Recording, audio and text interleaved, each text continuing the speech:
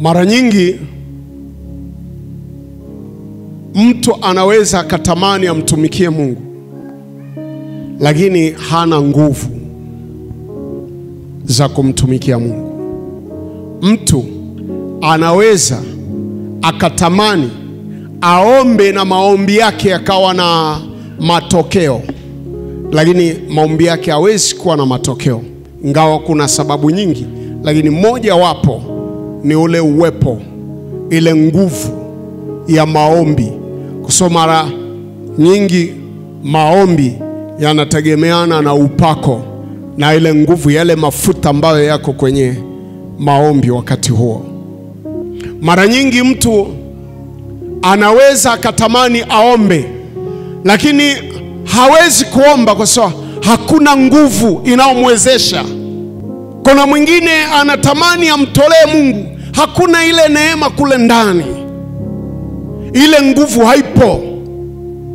Kukosa kusoma neno la Mungu, ambao mtu anakosa kuelewa maarifa, na ukikosa maarifa unaangamia.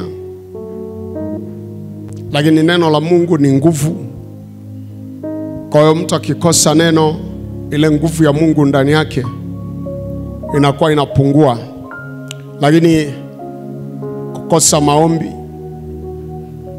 hii inaondoa ile nguvu ya Mungu ndani ya mtu. Kwamba jambo la kwanza ni dhambi. Dhambi ni nini?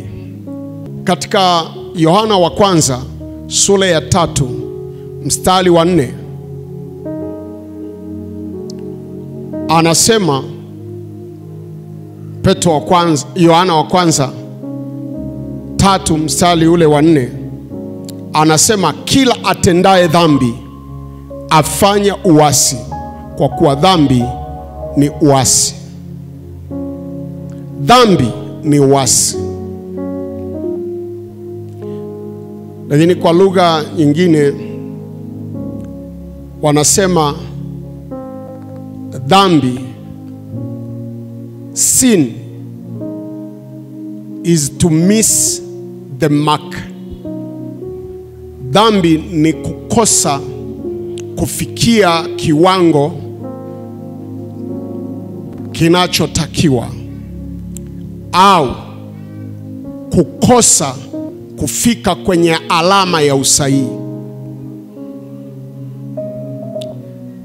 kutokuwa sahihi. Lakini kwenye waraka wa kwanza wa Yohana 3:4 anasema dhambi ni uasi, na mtu anayeenda kinyume na maagizo ndio uasi. Kwa hiyo maana yake dhambi ni kwenda kinyume cha maagizo ya Mungu. Kwa ina maana kama ni uko kwenye taasisi, ukienda kinyume na maagizo ya hiyo taasisi, ndio umefanya dhambi, umeifanyia dhambi taasisi. Lakini pia kama familia mmekubaliana, au kikundi mmekubaliana, kienda kinyume, umefanyia dhambi hicho kikundi au hiyo familia. Sasa Mungu ana maagizo kwa neno lake. Ametuelekeza watoto wa Mungu namna ya kwenda. Kama hatutendi neno la Mungu, sisi tunafanya dhambi. Yani tunaasi maagizo ya Mungu.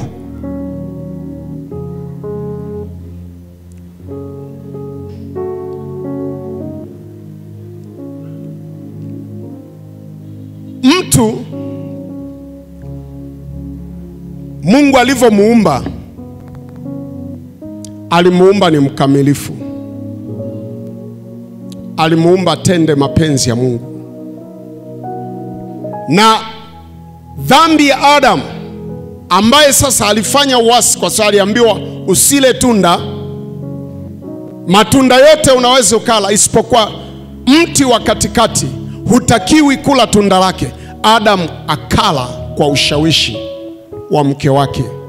Kwa hiyo alifanya uasi alifanya dhambi kwa sababu alitenda tofauti na alivyoagizwa. Lakini Mungu alivyomuumba alikuwa mkamilifu. Kwa hiyo kutokana na dhambi ya Adamu, mwanadamu aliingia kuwa ni mtu mwenye dhambi. Lakini asante Yesu ambaye alikufa msalabani kwa ajili ya dhambi yako na dhambi yangu, ili sisi tupone. Kwa kupigwa kwake Yesu sisi tupone.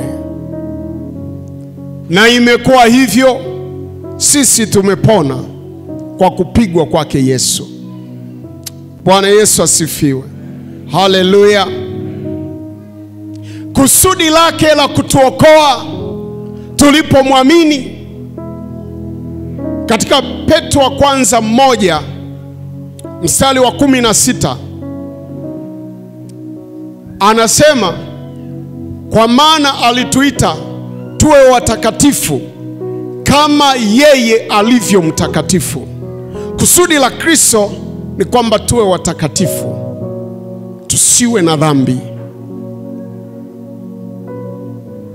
Na ndio maana Yohana wa kwanza sura ya kwanza mstari wa 8 anasema, tukisema ya kwamba hatukutenda dhambi, twajidanganya nafsi zetu na tunamfanya Mungu ya kuwa ni mwongo. Mstari wa 9 anasema, tukiziungama dhambi zetu, yeye ni mwaminifu na wa haki, hata atatuondolea na udhalimu wote. Kusudi la Mungu tusibaki tuna dhambi, tubaki watakatifu. Kwa nini? Kwa sababu dhambi inaondoa ile neema ambayo ameiachilia Mungu ndani yetu. Mtu wa Mungu umeumbwa na nguvu kubwa sana. Umependelewa. Katika Petro wa kwanza 2 mstari ule wa 9 anasema, sisi ni mzao mteule. Anasema sisi ni uzao wa kikuhani. Sisi tumepewa tutangaze fadhili za Bwana. Kumbuka, mtu anayetangaza fadhili za Mungu za kutoa kule kwenye ufalme wake. Kumbuka, anayepewa hadhi ya ukuhani wa kifalme ni mtu ambaye anatoa kule kwa Mungu. Kuhani ni mtu anayetoa taarifa kwa Mungu na anawapa wanadamu, na pia anabeba shida za watu, kuwaombea, kuzipeleka kwa Mungu. Kwa hiyo kuhani ni mtu muhimu sana. Mtu aliyemwamini Yesu Kristo, hiyo Petro wa kwanza 2:9 anamaanisha kwamba sisi tuna hadhi ya taifa la Israeli, lile taifa teule. Tuna hadhi ya kikuhani, tuna hadhi ya ukuhani. Tunaweza kwenda mbele za Mungu tukaomba. Tuna ile nguvu, tuna ile moto wa Mungu ndani yetu ambao tunaweza kubeba mambo ya kimungu. Bwana Yesu asifiwe sana. Lakini vitu ambavyo vinaweza kuondoa hiyo shida ni dhambi. Lakini iko neema kubwa sana kwa mtu. Iko neema kubwa kubwa kubwa. Tuliumbwa tusiishi maisha ya dhambi. Tuliumbwa, tumeokolewa tuweze kuwa na, waweza kusema, full authority, mamlaka yote. Ndio maana Petro anaeleza ile mamlaka ya mwamini, nguvu ya mwamini, weza wa mwamini. Naposogea anaweza kuamuru pepo likatoka. Ile mamlaka ambayo amepewa mtu ni kubwa sana. Ni kama umeme unaotoka juu mbinguni, umekuwa na full package. Lakini kuna vitu ambavyo vinaondoa ile nguvu ndani ya mtu, vinaipunguza. Utasema kwa vipi? Taelewa tu. Bwana tusaidie sana. Haleluya, haleluya. Katika Yohana wa kwanza 5:18 neno linasema, twajua ya kuwa kila aliyezaliwa na Mungu hatendi dhambi. Kila aliyezaliwa na Mungu hujilinda, wala yule mwovu hamgusi. Moja, hatendi nini? Dhambi. Na pili, yule mwovu hafanyi nini? Hebu tuseme kwa nguvu, hamgusi. Okay. Kwa nini unafikiri huyu mtu wa Mungu anajilinda, hatendi dhambi, na yule mwovu hamgusi? Shetani ili amguse mtu anakuwa amefunguliwa mlango. Shetani haji bila kufunguliwa mlango. Akifunguliwa mlango anaingia. Ndio maana katika Efeso 4:27 inasema, wala msimpe nafasi ibilisi. Ina maana mwovu atamgusa mtu kama amepata nafasi ndani ya mtu.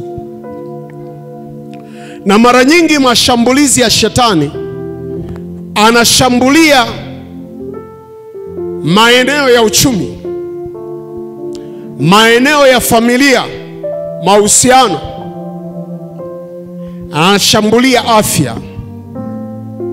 Kwa nini usimpe nafasi shetani? Shetani anapoingia ndani ya mtu mara moja, anaweza kumletea mateso ya muda mrefu sana.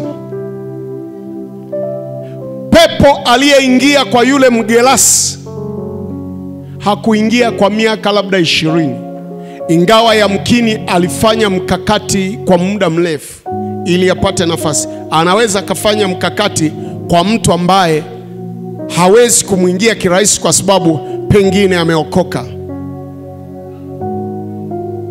Sasa mtu wa Mungu aliyeokoka hawezi kumpa nafasi shetani, na namna yake ya kuto kumpa nafasi shetani ndio ile Yohana wa kwanza 5 anaposema 5:18, ambapo anasema kwamba mtu aliyezaliwa na Mungu hatendi dhambi.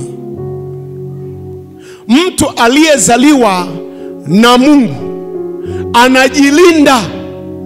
Yani ni yuko makini. Hata mtu akija kwake ili amjaribu, ni kwamba anataka mtoe uweponi, atakuwa makini asitoke uweponi kwa ajili ya mtu. Shetani hawezi kuja kama shetani. Anatumia watu, anaweza kutumia mtu wa karibu sana, anaweza kutumia katika vitu unavyovipenda. Kwa sababu anasema jaribu, Yakobo anasema jaribu. Mtu anajaribiwa kutokana na tamaa yake mwenyewe. Shetani hawezi akaja akakujaribu, hawezi akapata nafasi ndani ya maisha yako kwa kitu ambacho ukipendi. Never. Anakujaribu kwa kitu ambacho wewe unakipenda sana. Sasa anapopata nafasi ya kuingia hapo, hamna swala lingine, anataka hapo wewe aingie juu ya maisha yako, ayatese maisha yako, katika maisha yako ya uchumi, maisha yako ya afya yako ya familia, na hata kiroho. Na shetani anapokuja anataka pia akuchinje, akuue. Katika Yohana 10:10 inasema, mwivi haji isipokuwa kuchinja na kuharibu.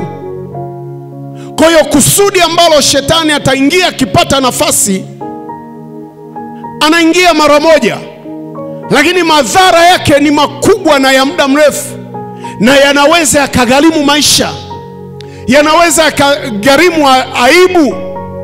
Kuna watu ndoa zinavunjika, ni kwa sababu shetani amepata nafasi somewhere, ameingia pale, akaachilia roho ya uchungu, na mtu ukakubali kukaa na uchungu, akaachilia roho ya kutokusamehe, na mtu ukakubali na kutokusamehe, wewe unamwangalia huyo mtu, kumbe shetani yuko nyuma.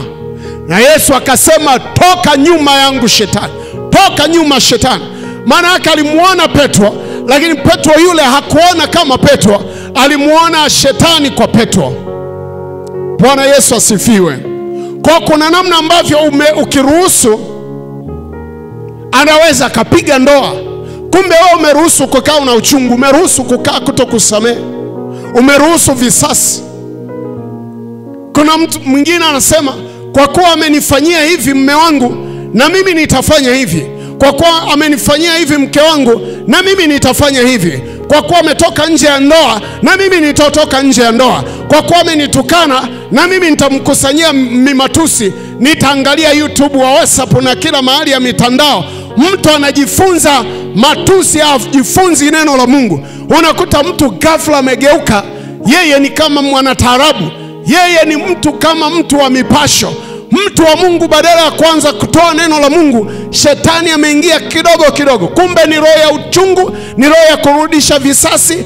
Basi imepata nafasi, ulifungua mwenyewe kwa vitu unavyotamani wewe mwenyewe, na akiingia hapo atatesa muda mrefu. Nimesema just once, yeye anaingia mara moja. Yule mgerasi aliyekaa polini, makaburini, akifungwa minyololo, akijikata mwili wake. Usifikiri shetani alitumia muda mwingi kuingia. Mapepo hayatumii muda mwingi kuingia, ni just once kisha ingia, mpata nafasi pale, na yataendelea kutesa. Unakuta hali ya mtu inaanza kubadilika, msipogundua na kukemea kwamba huu shetani ameingia. Anapoingia kwa ajili ya kutesa afya ya mtu au kwa ajili ya kuondoa uhai wa mtu, anaingia tu mara moja tu. Roho ya mauti tatembea naye mpaka inamuondoa. Kwa nini? Kwa sababu alifungua mlango somewhere. Alimpa nafasi Ibilisi, kama vile Efeso 4 anasema, msimpe nafasi Ibilisi. Lakini anasema hiyo Yohana wa kwanza 5:18, wala yule shetani amgusi. Neno la Mungu ni kweli, si ndio? Neno la Mungu linafaa kwa mafundisho, si ndio? Neno la Mungu linafaa kuonya, si ndio? Neno la Mungu linafaa kutuadibisha. Kwa maana anaposema mtu aliyezaliwa na Mungu anajilinda na yule mwovu hamgusi, maana yake shetani hajapewa nafasi ya kumgusa mtoto wa Mungu kama mtu hajafungua mlango. Na alafu vile vile Mungu hawezi kuja kwa mtu kama dikteta kama mtu mwenyewe hajafungua mlango. Hajasema karibu Yesu, hajafungua mlango kusema karibu kae nami. Bwana Yesu asifiwe. Ndio maana katika Yohana anasema, Ufunuo wa Yohana, tazama nasimama mlangoni nabisha. Mtu akisikia sauti yangu, nitaingia kwake, nitakula pamoja naye, nitakaa pamoja naye. Mtu mpaka afungue nini? Mlango. Shetani akiona mlango uko wazi, tena kwa mtu ambaye amewahi kuamini, anaogopa kuingia peke yake. Anasema atawaita na wenzake, mapepo 7 yataingia kwa huyo mtu. Atasema karibuni tukae, nyumba hii imefagiliwa. Kwa nini? Huyu mtu aliwahi okoka, aliwahi sema toka shetani, aliwahi sema shindwa shetani, alisema na kukata shetani na kuvunja na kuharibu na kuchoma kwa moto. Shetani kweli akakimbia. Sasa siku akaja akakuta huyu mtu ameingia kwenye mambo ya dhambi. Hayo mambo ya dhambi yanafungua sana mlango. Ameingia kwenye dhambi za uzinzi, anafungua sana milango. Watu wa Mungu, jiepusheni na dhambi za uzinzi, mnafungua milango. Anaingia kwenye mambo yasiyofaa ya usherati, anaingia kwenye ulevi, anaingia kuabudu sanamu, kwenda kwa waganga kuagua. Huyu mtu anafungua milango. Kwa hiyo shetani atakapokuja anasema hapa sasa ule moto, ile nguvu ambayo inamchoma shetani hawezi kukaa ndani ya mtu. Hawezi kumgusa mtu wa Mungu kwa sababu kuna moto. Ile nguvu inapungua, inaondoka. Mahali pale shetani alipokuwa anaona moto, anaona baridi, anaweza kuingia na kukaa na kuwaita wenzie ili siku akikemewa tena wasitoke. Kanisa la Mungu, angalia ni wapi ambapo kuna vitu vinakutoa kukaa kwenye nguvu za Mungu. Kuna vitu ulivyokuwa unavifanya mwanzo unakuwa huwezi kuvifanya. Kuna maombi ulikuwa unaweza kuomba, huwezi kuomba tena. Kuna namna ulikuwa unajitolea kwa kazi ya Mungu, na shangaa huwezi kujitolea tena. Badala ya kusaidia watu wengine unasaidiwa. Sawa sawa na mgonjwa, hawezi kujimudu chochote, atasaidiwa. Na alafu ile nguvu ya Mungu isipokuwepo ndani, ni kama ugonjwa wa kupoza, hautasimama. Na Mungu asingependa kuwa na kanisa ambalo lina ugonjwa wa dhambi. Hili kanisa lenye dhambi haliwezi kuwa na nguvu ya maombi, haliwezi kuwa na nguvu ya kusimama na kukaa kusikia neno la Mungu, haliwezi kuwa na nguvu ya kuhudhuria ibada, haliwezi kueneza injili, kumhubiri Kristo. Tahubilije? Hauna nguvu we mwenyewe ya kumtangaza Kristo. Shetani amesha kula. Hosea anasema kuna mvi zinaonekana kwenye kichwa pale na pale, lakini yeye mwenyewe hana habari. Anamsema Israeli. Na anaposema mvi kwenye Hosea 8, anaposema mvi maana yake dhambi. Kuna hali ya dhambi inaonekana, yeye mwenyewe hana habari. Dhambi inaonwa na watu wengine, wewe unakuwa wakati mwingine unafikiri unajificha. Na hiyo dhambi inakula maisha yako, na kibaya inakula kanisa. Tutatumia nguvu kubwa za uwekezaji kwa ajili ya ufalme wa Mungu, lakini watu kuokoka hawezi kuokoka. Dhambi yako inanuka, inaangaza, inanuka mpaka kanisa linanukiwa. Kwa hiyo mtu binafsi atakosa ile nguvu ya kuifikia jamii, lakini pia kanisa litakosa nguvu ya kuifikia jamii. Kristo anasema, neno la Mungu katika Yohana sura ya 1 anasema Kristo ni nuru halisi. Kwa hiyo sisi tumekuwa nuru. Utajiuliza, nuru halisi na nuru. Sisi tumekuwa nuru, ni kama vile jua na mwezi. Mwezi hauna mwanga wake, kilicho na mwanga ni jua. Kwa hiyo mwezi unanyonya mwanga wa jua. Sisi sio nuru halisi, lakini nuru halisi ni Kristo. Sisi tunanyonya nuru ambayo ni Kristo, inakuja kwetu. Watu wakitaka kumuona Kristo wanamuona kupitia maisha yetu, kupitia matendo yetu, kupitia kujitoa kwetu kwa Mungu, kupitia namna vile tunajilinda na kujiheshimisha. Na yule mwovu hata tugusa na tuogopa. Haleluya! Bwana Yesu asifiwe. Bwana Yesu asifiwe. Kwa hiyo ile nguvu ya Mungu itabaki, uweza wa Mungu utabaki ndani ya muumini, lakini ndani ya kanisa.